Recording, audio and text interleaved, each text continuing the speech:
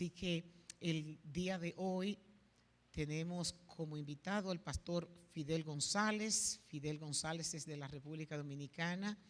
Fue al seminario con nuestro amado amigo, pastor Oscar Guerrero, de nuestros hermanos de New Jersey. Él ha estado, le voy a pedir que pase para que más o menos él dé unas reseñas y se presente a la iglesia.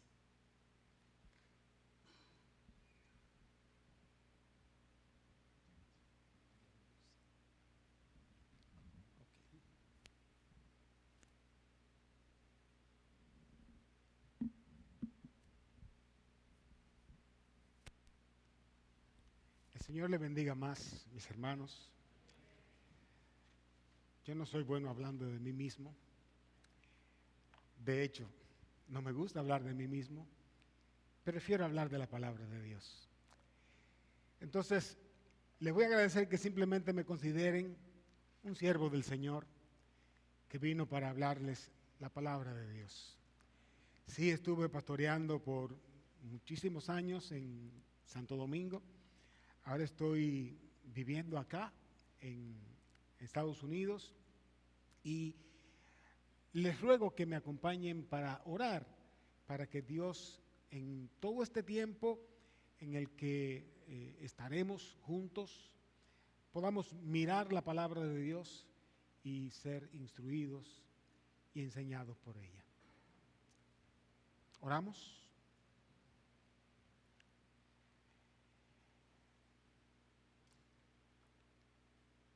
Padre nuestro, nos acercamos a ti consciente de lo que somos. Somos considerados en tu presencia como bendecidos por estar en este lugar. Pero no dejamos de ver la maldad que también está en nuestro corazón, lo indigno que somos, incluso de venir a ti y de abrir tu palabra y de ser instruidos por ella. Apelamos a la intervención de tu Espíritu Santo, el cual sabemos está en este lugar, y te rogamos y te pedimos, oh Dios, usa tu palabra para traer luz a tu pueblo. Usa tu palabra para traer edificación a tu iglesia. Usa tu palabra y en el poder de tu Espíritu para traer conciencia a nuestras vidas, luz a nuestros caminos. Una vez más, muchas gracias por el privilegio de estar delante de ti, por el privilegio de venir a tu mesa y disfrutar de lo que tú tienes para nosotros. Dice tu palabra, y eso creemos, que no solo de pan habríamos de vivir, sino de toda palabra que sale de tu boca. Por tanto, Señor, en esta tarde, aliméntanos con la palabra que sale de tu boca. Aquí está tu pueblo, esperando que tú eres su Dios, tú eres su pastor, eres tú el que guía a pastos verdes, a aguas frescas, de donde podemos nutrirnos y en donde podemos descansar. Trae descanso a nuestras almas, trae instrucción, trae dirección a nuestros caminos. Y ayúdanos, Señor, a bendecirte en todo tiempo. Una vez más, muchas gracias. En el nombre de Jesús oramos. Amén. Amén. En esa misma posición, por favor, discúlpenme. Quiero invitarles a que abran conmigo sus Biblias en la segunda carta del apóstol Pablo a Timoteo, capítulo 2. Solo quiero leer los primeros 3 versículos de 2 Timoteo, capítulo 2.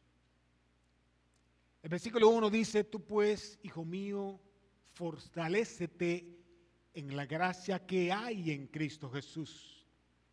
Y lo que has oído de mí en presencia de muchos testigos, eso encarga a hombres fieles que sean idóneos para enseñar también a otros. Tú pues sufre penalidades conmigo como buen soldado de Cristo Jesús. Pueden sentarse. Yo quiero, antes de iniciar, dar gracias a la sierva que el Señor ha puesto delante de ustedes por el privilegio y honor que me da de compartir la palabra de Dios con ustedes, con su iglesia.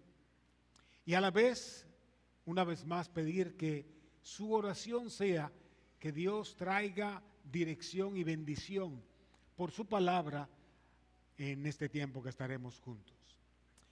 El apóstol Pablo le escribe una segunda carta a su hijo Timoteo y tiene la intención de que Timoteo encuentre dirección para cómo Timoteo debe vivir el resto de su vida en esta tierra. Ese es su hijo amado, un hijo en la fe, un hijo que él engendró, aunque bien dice la Escritura en esta misma carta que él heredó la fe de su madre y de su abuela, que lo instruyeron a él en el camino del Señor. Sin embargo, Pablo tomó a Timoteo y de una manera especial lo entrenó, lo discipuló y lo adoptó como su hijo en la fe. Y dicho sea de paso, el hecho de que Pablo va a dar estas instrucciones a Timoteo, y usted podrá decir, Timoteo es un pastor, esta es una carta pastoral la que tenemos delante, no significa el hecho de que esta sea una instrucción para un pastor que usted y yo estamos eximidos de la responsabilidad que Pablo va a poner en la persona de Timoteo en este momento. Porque, si usted lo piensa bien, Timoteo, antes de ser pastor, él es un creyente. Entonces, como creyente, él necesita ser instruido, como creyente él necesita recibir de Pablo esta encomienda, esta comisión. Yo he querido titular el pasaje, el sermón, la predicación del día de hoy. Esta es una gran comisión según el apóstol Pablo. Y él va a dar algunas directrices, él va a dar algunos consejos, y para abordar este texto yo me he planteado 3 preguntas. Y la primera pregunta es respecto de la gran comisión que Pablo va a dar a Timoteo. ¿Qué se necesita para cumplirla? Pablo entonces le va a decir a Timoteo qué necesita él para cumplir la gran comisión que él le va a encomendar. Igualmente para todos nosotros, Pablo nos va a decir qué necesitamos para cumplir con la gran comisión que Pablo va a encargar a Timoteo. La segunda pregunta que quiero responder a través de este texto es, ¿cuál es el contenido de esa misión? Esa misión que Pablo va a dar de manera particular a Timoteo tiene un contenido y vamos a ver cuál es ese contenido. Y en tercer lugar, la tercera pregunta que quiero responder es cuáles son los modelos que debemos seguir para cumplir esa gran comisión. Entonces, ¿qué se necesita para cumplir la gran comisión? ¿Cuál es el contenido de esa misión? Y en tercer lugar, los modelos que debemos seguir.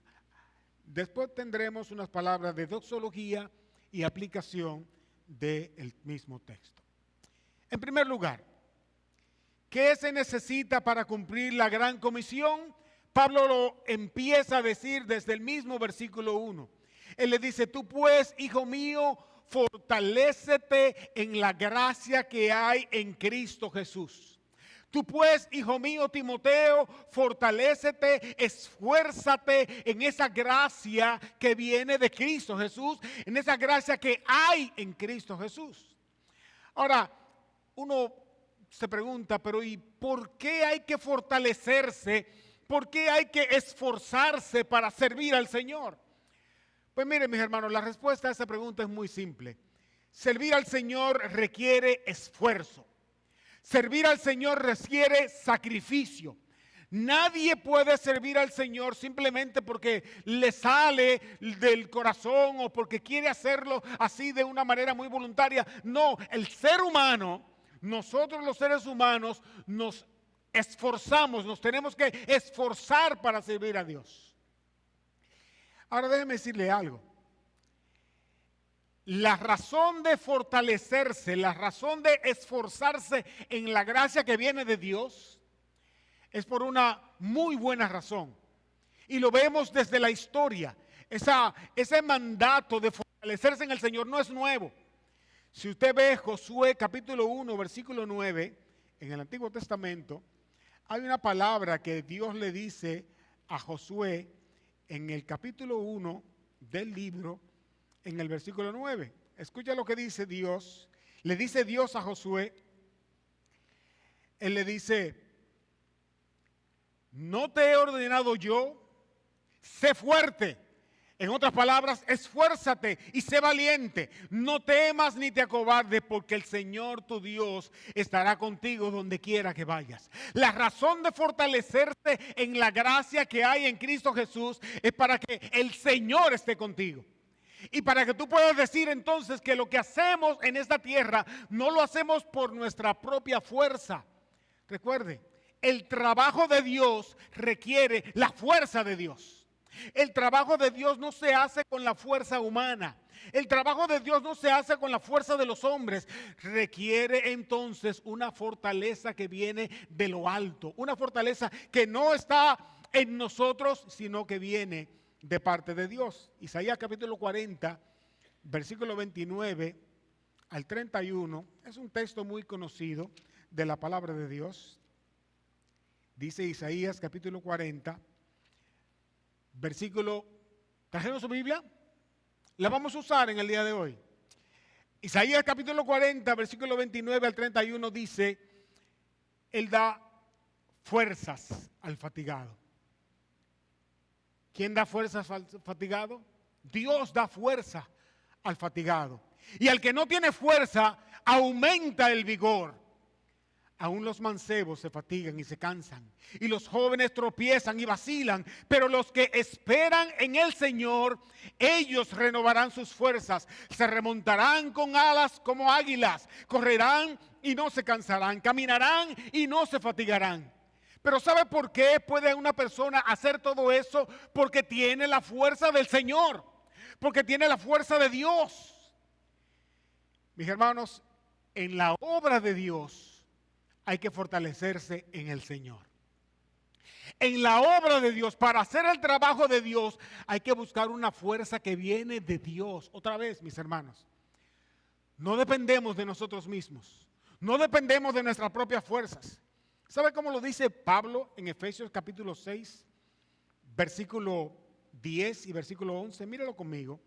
Efesios capítulo 6, versículo 10. Mire cómo lo mira el apóstol, como lo dice el apóstol Pablo en la carta escrita a los Efesios, capítulo 6, versículo 10, él dice: por lo demás, fortaleceos en el Señor. Y mira lo que dice a continuación. ¿Y qué? Y en el poder de su fuerza. No es en el poder de la fuerza suya, mi hermano, que vamos a hacer la obra de Dios. Tenemos que fortalecernos en el Señor y en el poder de la fuerza que sale de Dios. Revestidos entonces con toda armadura de Dios, para que podáis estar firmes contra las acechanzas del diablo. Mis hermanos, el poder viene de Dios. Y en la obra de Dios necesitamos el poder de Dios. Porque ¿sabe qué? Dios es quien puede hacer con poder todo lo que el poder puede hacer. Usted no puede hacer nada. Yo no puedo hacer nada.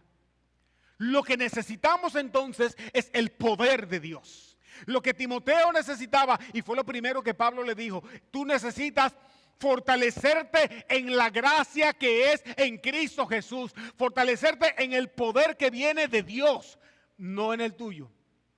Ahora, déjeme contarle, no voy a contarle ninguna historia. Es precisamente lo que el mismo Pablo también dice en la segunda carta de los Corintios, capítulo 12, mírenlo conmigo. En el capítulo 12 de Corintios, a mí me me sorprende, me fascina Pablo, cómo él expresa las cosas. Porque fíjense lo que él dice. Él se encontraba ante sus ojos débil en una situación. Y él decía, Señor, si tú obraras y quitaras de mí esa debilidad, yo creo que yo te serviría mejor. ¿Sabe qué le respondió Dios? 2 Corintios capítulo 12, versículo 9. Él me ha dicho, ante la oración de Pablo, recuerden mis hermanos, Pablo está orando porque tiene una debilidad y él entiende que en su debilidad, si Dios se la quitara, él pudiera servir a Dios mejor. Entonces, oiga, ¿cuál fue la respuesta de Dios? Él me ha dicho, te basta mi gracia. ¿Por qué? Pues mi poder, Pablo, no es el tuyo, no es tu capacidad. Mi poder se perfecciona en tu debilidad. Entonces dice Pablo, por tanto, muy gustosamente me gloriaré más bien en mis debilidades. ¿Para qué, mis hermanos? Para que el poder de Cristo more en mí. Entonces no se trata de mí, dice Pablo. No es lo que yo quiero hacer, no es con mis fuerzas, no es con mi poder, es con el poder que viene de Dios. Y aquí sí viene la historia interesante. Valga la cuña, el anuncio. Amazon ha lanzado una nueva producción, se llama La Casa de David. Si tiene la oportunidad, mírelo. Es una serie que tiene que ver precisamente con la historia de David. Y si me acompañan a 1 Samuel, capítulo 17.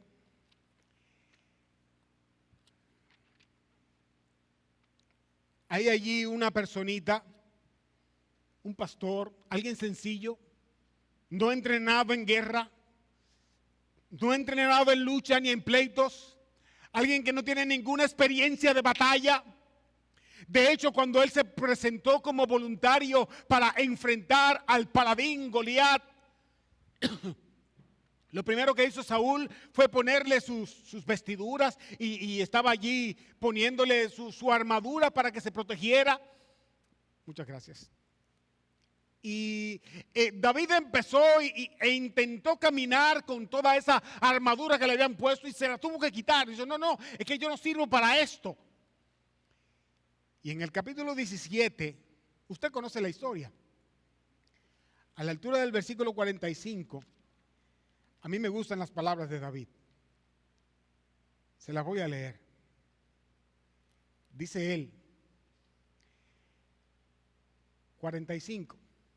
Entonces dijo David al filisteo, tú vienes a mí con espada, lanza y jabalina, pero yo vengo a ti en nombre de quién, en el nombre del Señor de los ejércitos, el Dios de los escuadrones de Israel, a quien tú has desafiado, incircunciso, perro muerto, te voy a arrancar la cabeza, dice él.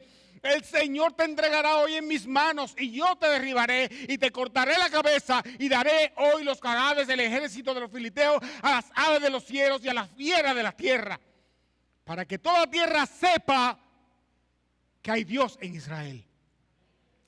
Óigame, el pequeñito David ante este paladín gigante le dice, tú eres un incircunciso fresco.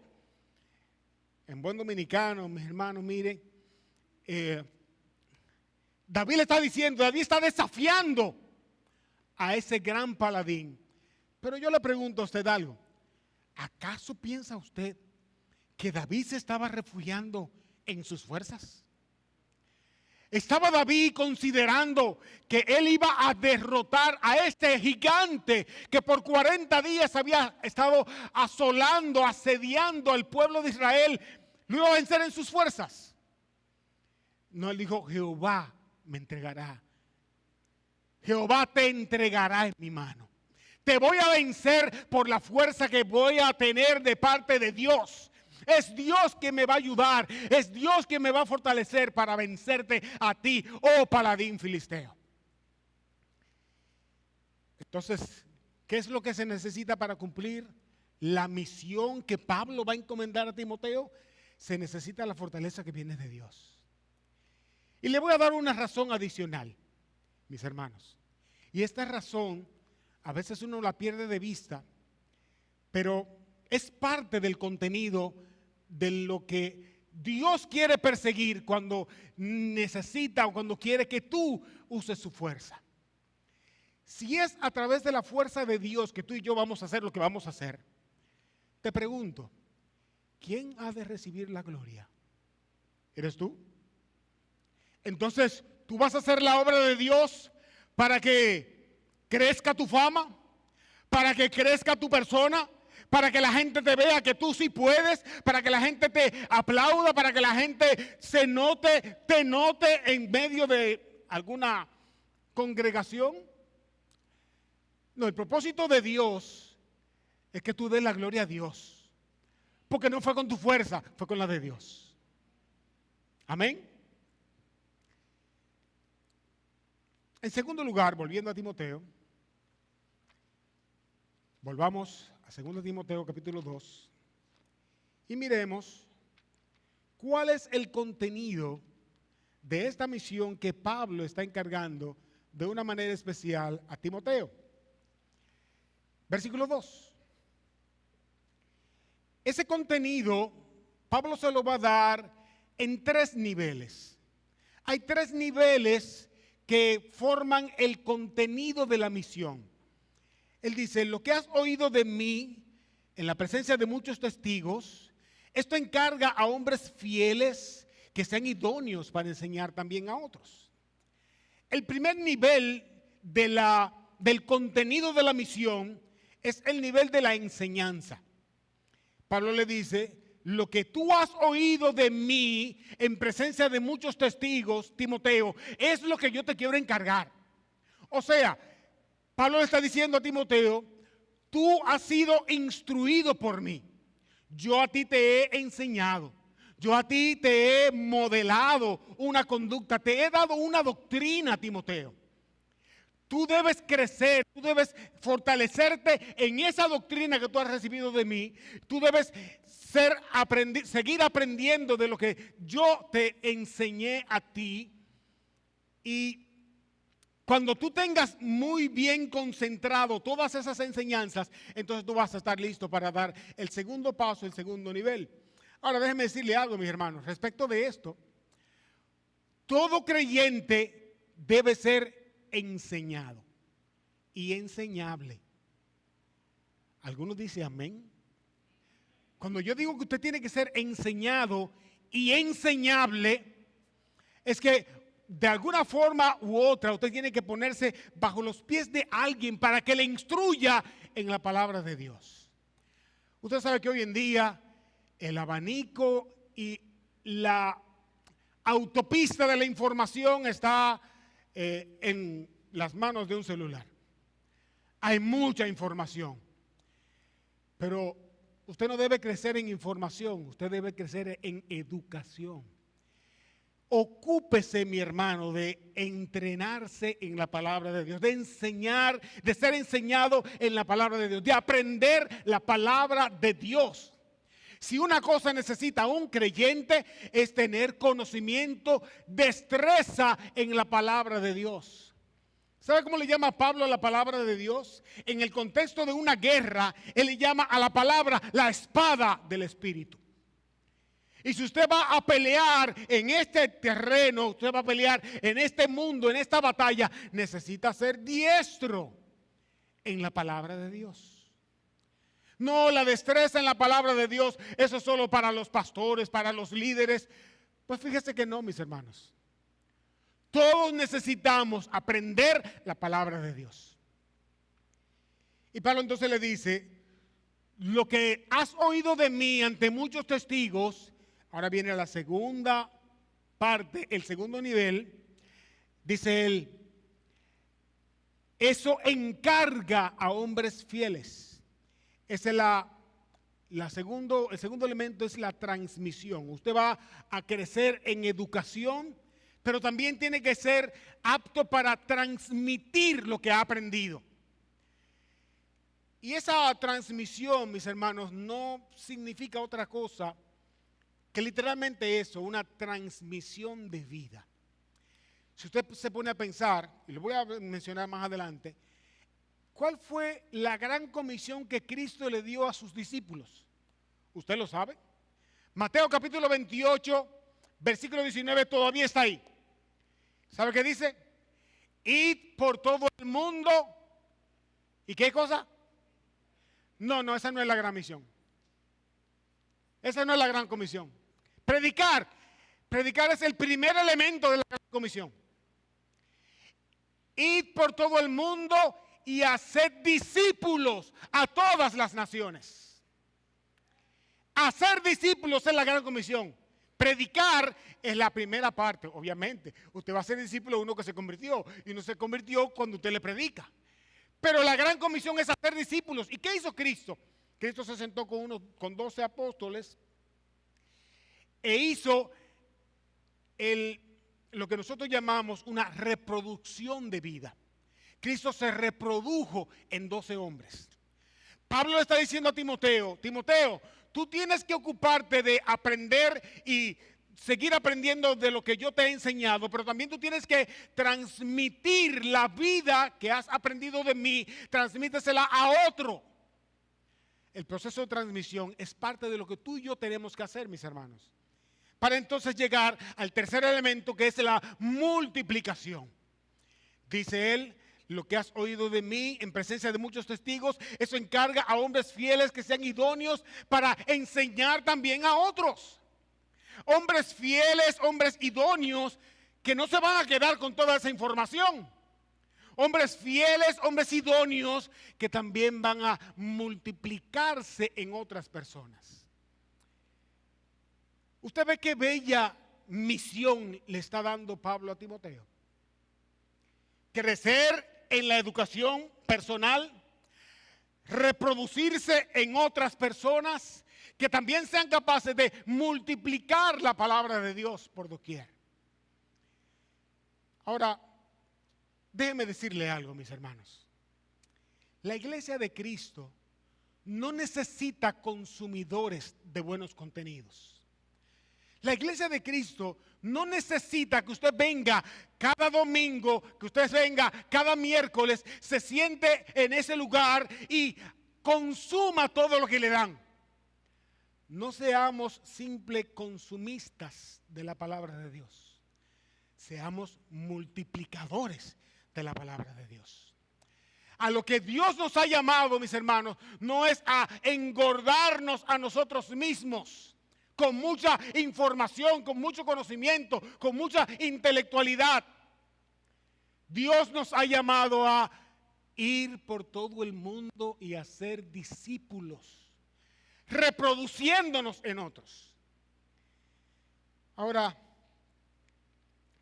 para eso, mis hermanos, una vez más, usted y yo necesitamos esforzarnos en la gracia que es en Cristo Jesús.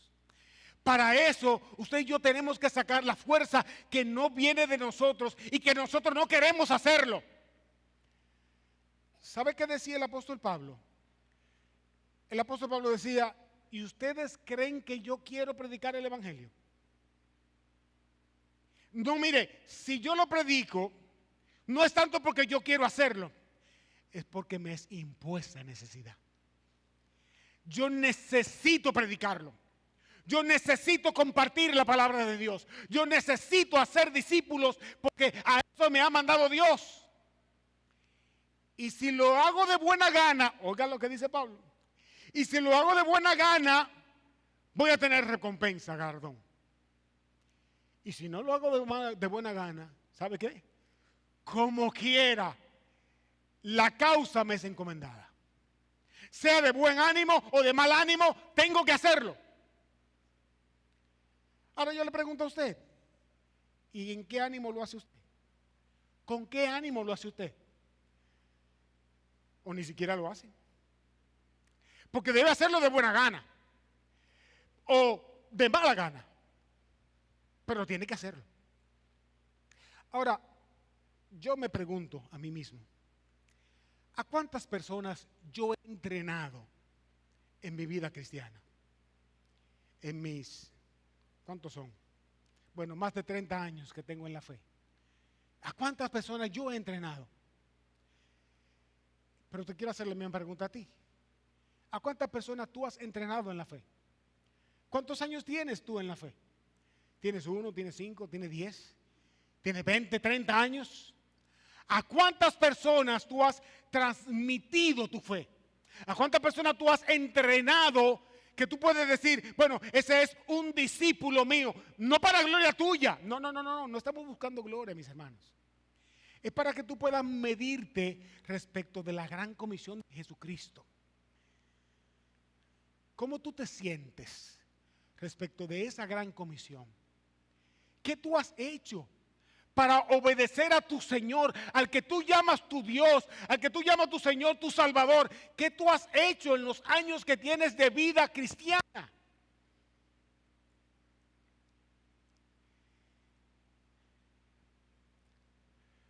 Si acaso tienes alguna duda de cómo sentirte, mira lo que dicen los siguientes versículos. Vamos a responder ahora a los modelos que debemos seguir. Y Pablo, para responder a esta pregunta, nos va a dar dos tipos de modelo. Un modelo que es metafórico y un modelo que es vivencial.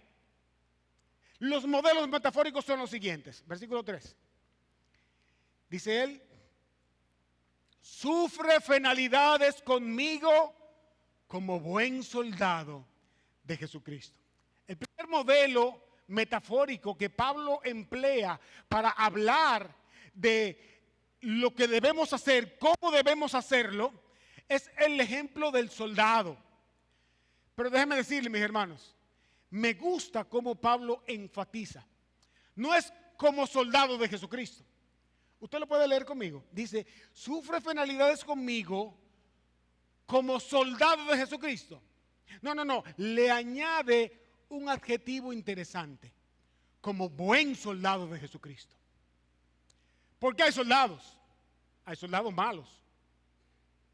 Pero Pablo está enfatizando de que el soldado que Dios quiere y el modelo que tú y yo debemos imitar es el buen soldado de Jesucristo. Ese buen soldado de Jesucristo, dice el versículo 4, ninguno que milita, ningún soldado en servicio activo, perdón que tengo en la mente la Reina Valera, la otra versión, pero dice, ningún soldado en servicio activo se enreda en los negocios de la vida diaria a fin de poder agradar al que los reclutó como soldado. Ahora, me gusta el modelo del soldado porque de lo que Pablo quiere hablar en este momento es de la disposición. Tu disposición, hermano, hermana, tiene que ser como la disposición de un soldado. Tenemos que esforzarnos, tenemos que fortalecernos y sufrir como se esfuerza y sufre un soldado. Ahora, yo le pregunto, ¿cómo sufre un soldado? Bueno, usted sabe lo que es un soldado, ¿verdad? Y no cualquier soldado. Es un buen soldado, pero no lo considere como un capitán, no lo considere como un teniente, considérelo como un soldado. ¿Sabe cuál es el soldado? Es el peón. ¿Sabe qué hace el peón? ¿Sabe qué hace ese tipo de soldado? Él se va a donde lo manden. El soldado está solamente para obedecer órdenes. ¿Cómo debe estar el soldado en todo tiempo? En atención. En atención a lo que el jefe va a decir. Y lo que el jefe va a decir, el soldado lo va a hacer inmediatamente. Le pregunto, ¿el soldado tiene derecho de réplica? ¿El soldado tiene opinión? ¿Opina el soldado? No, porque mira, señor, no es así. No. Al soldado le dan una orden y yo le quiero preguntar, ¿qué hace el soldado? Ejecuta la orden. Entonces la disposición que usted y yo debemos tener es la misma disposición de un soldado. Mateo capítulo 16, versículo 24. me da una idea de un soldado. Dice la escritura allí Jesús. Entonces Jesús dijo a sus discípulos: si alguno quiere venir en pos de mí, niéguese a sí mismo, tome su cruz y sígame. Eso es un soldado. Alguien que no está para hacer lo que él piensa o lo que él cree o lo que a él le gusta hacer. El soldado está para hacer lo que el jefe diga que haga. Amén, mis hermanos. Mire, ahí cabe un amén. Usted y yo tenemos que hacer lo que el jefe diga. ¿O acaso no es él su Señor? ¿No nos compara Dios como los ejércitos de Dios? Como el ejército del cuerpo de Dios, de Cristo. Somos más que eso, mis hermanos. En segundo lugar, volviendo a Timoteo capítulo 2, versículo 5 dice: y también viene el segundo elemento, el segundo modelo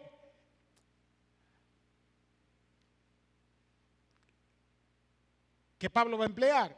Y también el que compite como atleta, ahí viene el atleta, no gana el premio si no compite de acuerdo con las reglas. El segundo elemento, mis hermanos, es el atleta.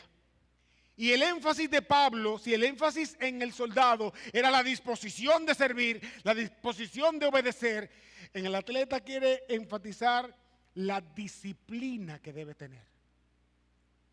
Usted sabe, sabemos, que para ser un buen atleta tiene que ser disciplinado. Los atletas, si de algo le asegurará el éxito, es cuando son disciplinados en lo que tienen que hacer. Y esos son los atletas. Pablo usa la figura del atleta. A Pablo le gusta usar diferentes figuras. Mire, 1 Corintios capítulo 9. 1 Corintios capítulo 9. Mire cómo Pablo ejemplifica el atleta, la vida del atleta. Versículo 24 hasta el 27 dice: ¿no sabéis que todos los que corren en el estadio, está hablando de atletas, todos en verdad corren, pero solo uno obtiene el premio? Corred de tal manera que ganéis. Y todo el que compite en los juegos se abstiene de todo. Ellos lo hacen para recibir una corona corruptible, pero nosotros una incorruptible. Por tanto, yo de esta manera corro, no como sin tener meta. Yo de esta manera peleo, no como dando golpes al aire, sino que golpeo mi cuerpo y lo hago mi esclavo, no sea que habiendo predicado a otros, yo mismo sea descalificado. ¿Sabe qué está diciendo Pablo aquí? El atleta tiene que ser disciplinado y en su disciplina tiene que poner su cuerpo en disciplina. Así son los atletas. Los atletas, cuando si es un boxeador, si tiene que subir peso, tiene que comer mucho. Y si tiene que bajar peso, tiene que hacer muchos ejercicios. Los atletas se disciplinan de acuerdo a la meta que tienen. Si yo quiero ganar el maratón, yo tengo que ejercitarme para ganar el maratón. La disciplina entonces es la clave del atleta.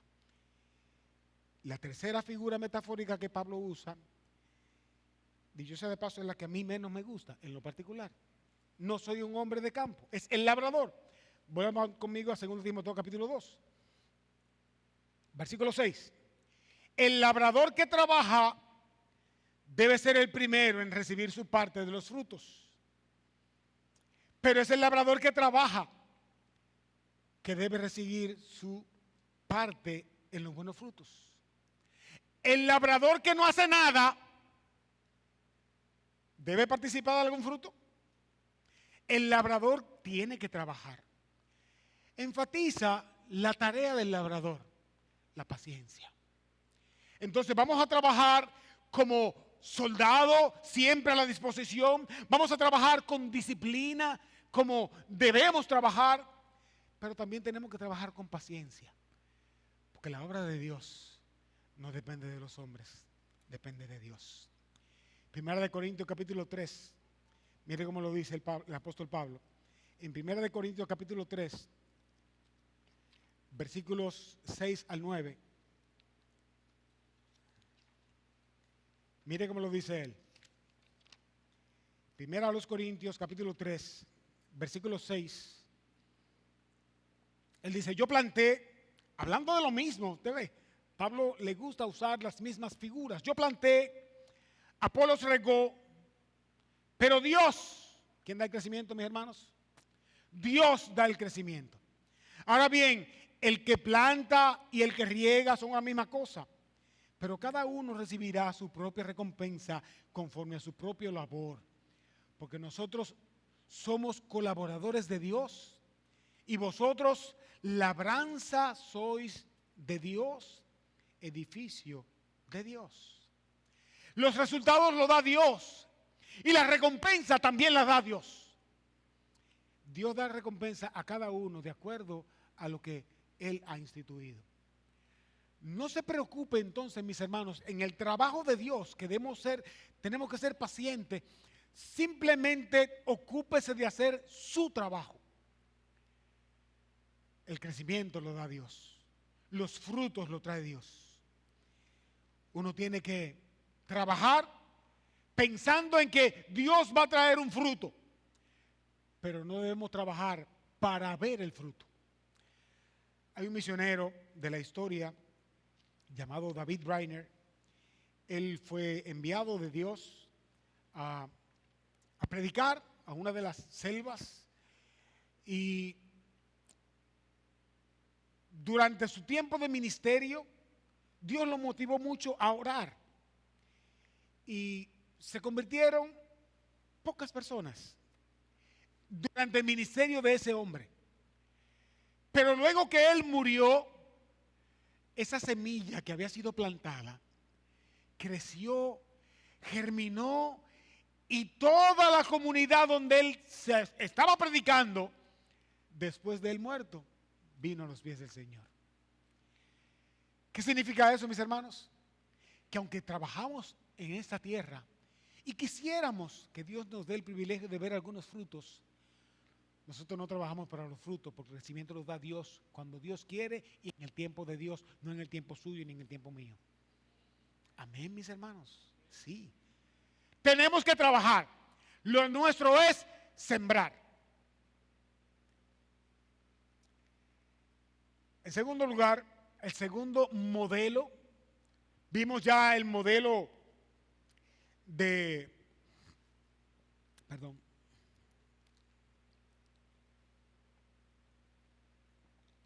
los modelos metafóricos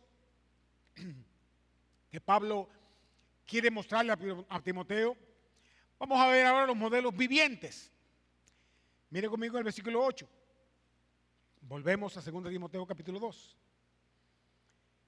Dice el versículo 8, acuérdate de Jesucristo. Primer modelo viviente de una entrega de sacrificio, de una entrega de sufrimiento. Debemos sufrir, mis hermanos, debemos sacrificarnos como se sacrifica el soldado, como se sacrifica el atleta, como se sacrifica el labrador. Pero también debemos tener pendiente, dice Pablo, acuérdate del ejemplo máximo de sufrimiento y de padecimiento. Jesucristo es tu modelo. Jesucristo, mis hermanos, es nuestro modelo de sufrimiento. Si alguien supo sufrir en esta tierra para alcanzar la salvación que tú y yo hoy tenemos de gratis, se llama Jesucristo. Él es nuestro modelo por excelencia de sufrimiento, de esfuerzo, de trabajo.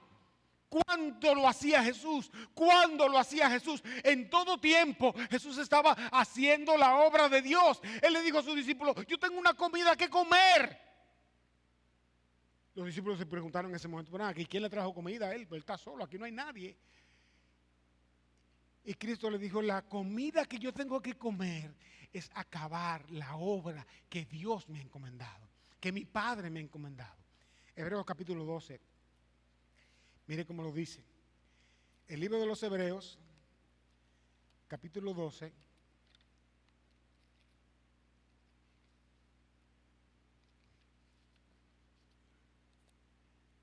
versículo 2 y versículo 3. Hebreos 12, 2 y 3. Dice la Biblia, cuando esta página se deje hablar, dice la Escritura: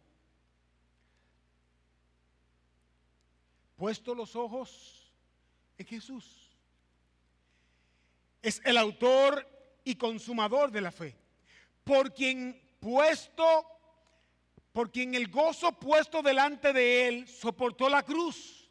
¿Sabe qué hizo Jesús? Él puso el gozo delante de él. ¿Cuál gozo? El gozo de alcanzar la salvación suya y mía. Él lo puso delante de él y por ese gozo soportó la cruz, menospreciando la vergüenza, y se ha sentado a la diestra del trono de Dios. Considerad pues aquel que soportó tal hostilidad de los pecadores contra sí mismo, para que no os canséis ni os desmayéis en vuestro corazón. Tenemos que mirar a Jesús como el supremo ejemplo de sacrificio y de entrega y de esfuerzo para hacer la obra de Dios.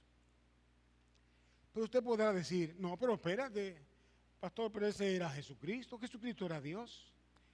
¿Y cómo yo me voy a comparar con Jesús? Estamos llamados de todo modo a ser sus seguidores, sus imitadores. Pero respondiendo a su objeción, mire cuál es el segundo modelo. Volvamos a Timoteo. Acuérdate de Jesucristo, resucitado entre los muertos, descendiente de David conforme a mi evangelio, y de mí también, por el cual sufro penalidades. Entonces Pablo se está poniendo como ejemplo. No solamente el ejemplo de Jesucristo, sino también vamos a ver el ejemplo de Pablo. Pablo es uno que dice: yo he sido un ejemplo de cómo se sufre para servir al Señor, de cómo me esfuerzo para servir al Señor. Mira lo que en 2 Corintios capítulo 6, versículo 4 al 10, él dice. 2 a los Corintios capítulo 6.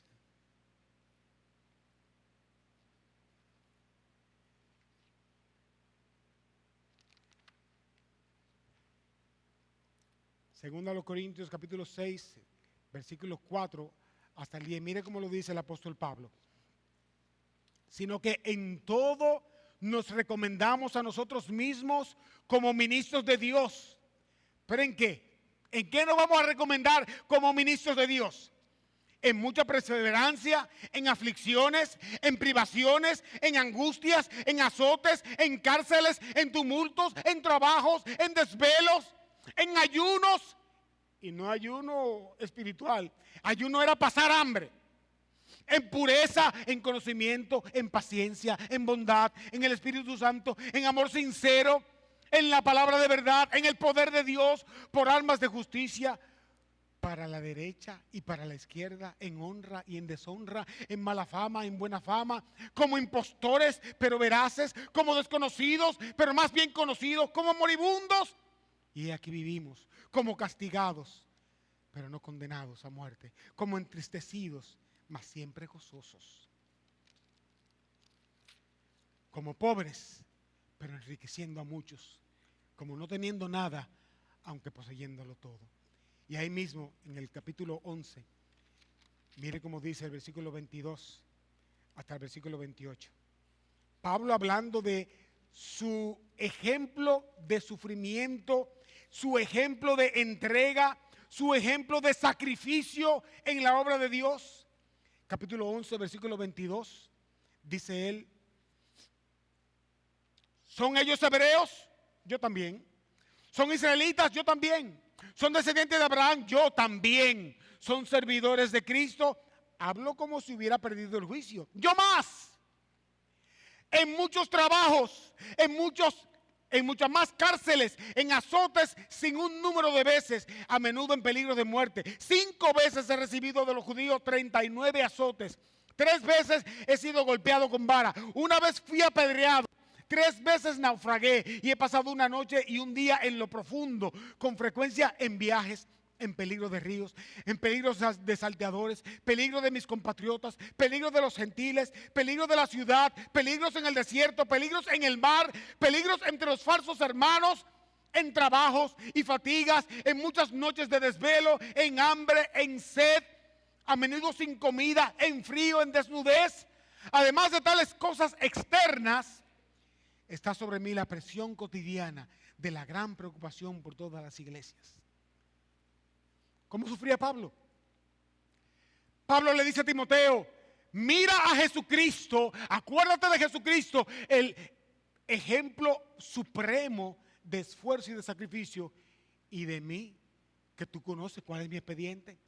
Usted conocía que ese era el expediente de Pablo en sufrimiento por servir al Señor. Porque todo eso que él está describiendo no es por él vivir una vida bacana, era por él servir al Señor. Ahora, usted dirá también, no, pero espérese, usted me está hablando del apóstol Pablo. Después de Jesucristo, un hombre que Dios usó poderosamente.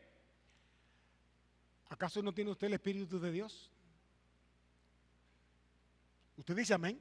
Usted tiene el Espíritu de Dios. Si usted tiene el Espíritu de Dios, entonces usted puede hacer tanto como Pablo. Porque ¿sabe qué dice Pablo de sí mismo?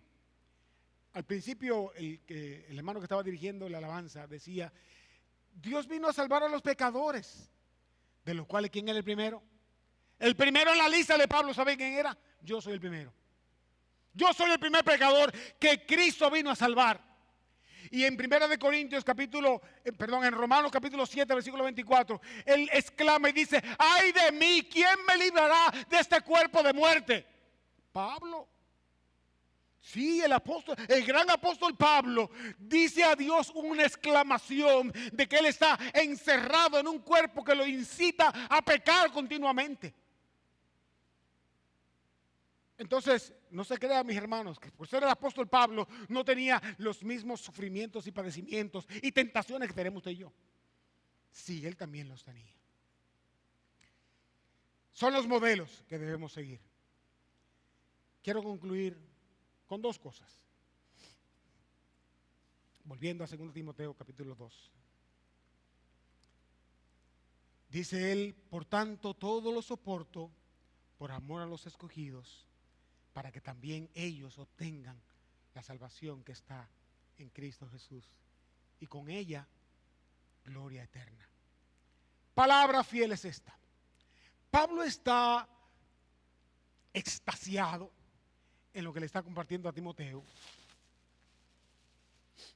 y en su éxtasis los estudiosos dicen que esto es una canción que se cantaba en la iglesia primitiva. Lo que va Pablo a insertar a continuación dentro de su mensaje a Timoteo. Él dice que si morimos con él, también viviremos con él.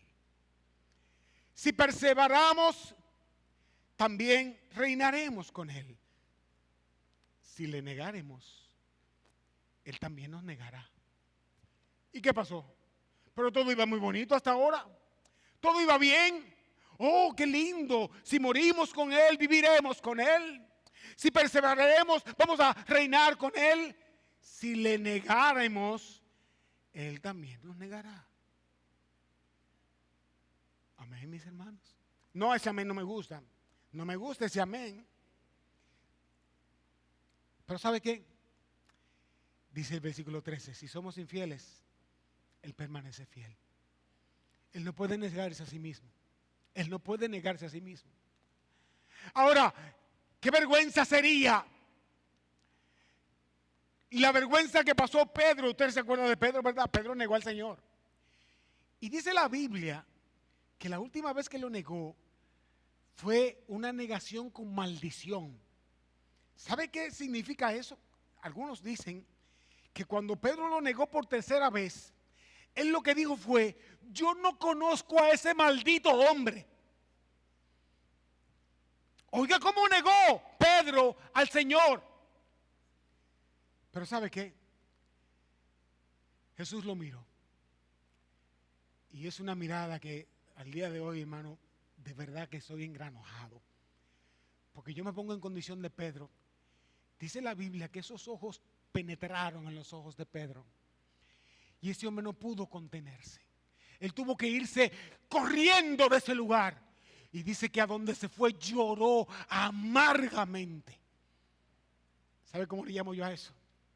Arrepentimiento. Usted negó al Señor. Usted niega al Señor. Arrepiéntase, mi hermano. Arrepiéntase. Y como Pedro, porque Pedro también, cuando el Señor resucitó y se encontró con él, y en aquella gran conversación, Señor, tú me amas, Pedro, me amas, Señor, yo te quiero, Pedro, me amas, Señor, yo te quiero, Pedro, me amas. Señor, tú sabes que yo soy un pecador, que yo no doy para tanto. Esa relación que establecieron Dios y Pedro, Dios mismo, Cristo mismo restauró la persona de Pedro. Entonces, tenemos la oportunidad de ser restaurados. Aún los que niegan al Señor tienen la oportunidad de ser restaurados. ¿Sabe por qué? Porque si fuéramos infieles, Él permanece fiel. Él no puede negarse a sí mismo. Yo quiero invitarle a que cierre sus ojos. Yo quiero leer. Incline su cabeza. Porque la palabra de aplicación que quiero traer es leerle simplemente este último versículo. Escúchelo con un corazón abierto. Escúchelo con un corazón agradecido de Dios.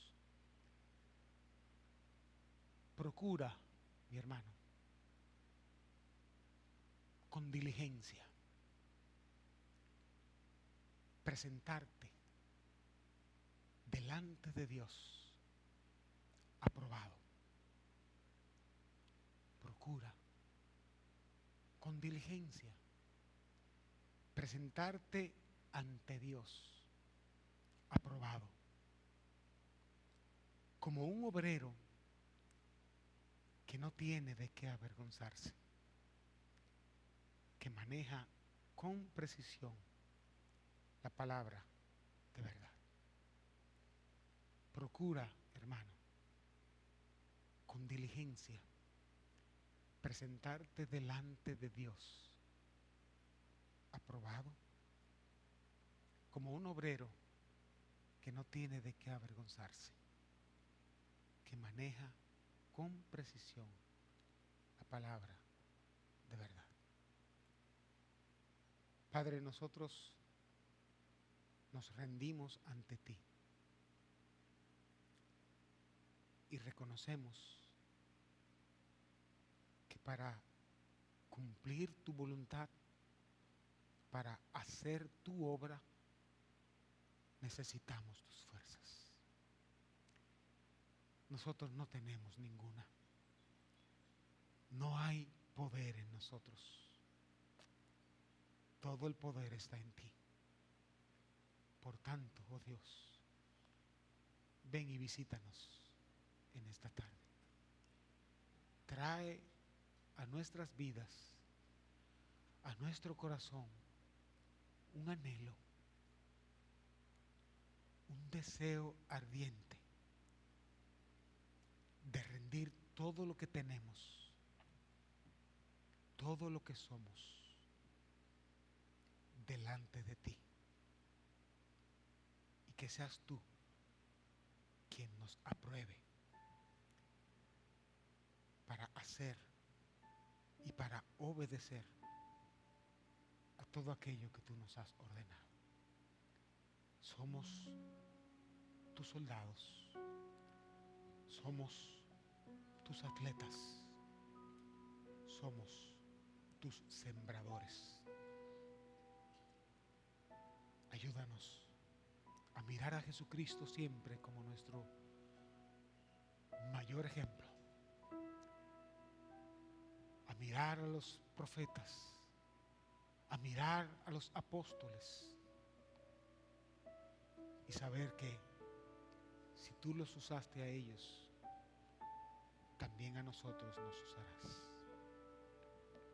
Una vez más, gracias por este tiempo en tu palabra. Oramos que tú traigas tus frutos para la gloria de tu nombre. Oramos en el nombre de Jesús. Amén. Que el Señor le bendiga más, mis hermanos.